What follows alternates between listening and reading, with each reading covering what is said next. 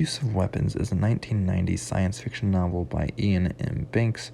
It is the third culture book, and it is so, therefore, the third one I'm reading, though a lot of people read the culture in whatever order they want, which I guess you could technically do.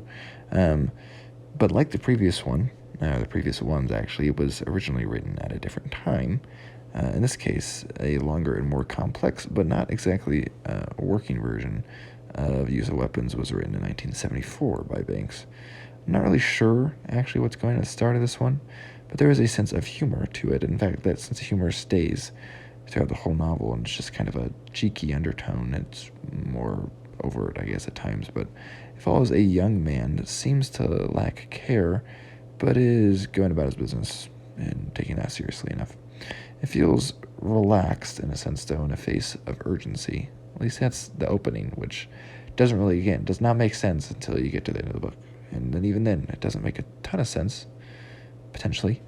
So anyways, we do have Zakalway, who is a main focus here. We also have Dizzyit. There we have some, and those are some of the first characters we're introduced to. They're not really all together, but they're connected somehow. Dizzyit seems to be a popular personality, but with certain responsibilities that call her away on very short notice. We get in chapter 1 into some Arabic numerals, and then this is followed by chapter 8 in Roman numerals, which is an interesting way to begin. I did lose interest, though, about halfway through this book, and the mysteries became more straightforward, but never completely satisfied as things changed to kind of keep you guessing. We do see some ethics of political intervention and some unintended consequences of such, but we also get some brief glimpses of human morality, failure, so forth, romance, whatnot. It started really well, like potential to be one of the best books I've read. Like, it starts great. It starts as very intriguing. It starts touching on like a bunch of stuff, very literary feeling, but very much firmly in a genre, I guess, setting. And I thought I would like it more. Right, it's pretty tragic in a sense, but it also has this undertone of humor. And then the humor just stay around, the tragedy sense, this feeling does stick around the whole novel. It's just,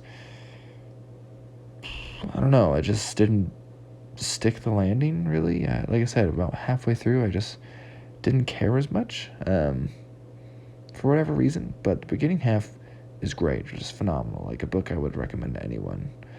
There's a lot of good stuff still going on throughout the whole book. It's really hard to rate this one for me because, like I said, the first half, so good. The second half, not bad, but not as good as the first half, at least in my opinion. And so hard to rate. I thought the second book, Player of Games, was fine. It was good. I actually have enjoyed Consider Phlebas probably more than even this one, which is a shame because I feel like Use of Weapons should be better in a sense, and I also know this is a favorite, but Consider Phlebas seems to be more just consistent in a way, even though it's considered a least favorite by most fans, so I guess I'm not most fans. Either way, this is still a good book, and it's not terribly long either. I might have to give it a reread at some point to see if my opinions on the second half of the book change.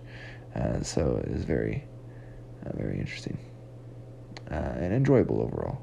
Just, again, first half's much better than the second half, in my opinion. Anyways, Liam from News, I say, I'll catch you next time.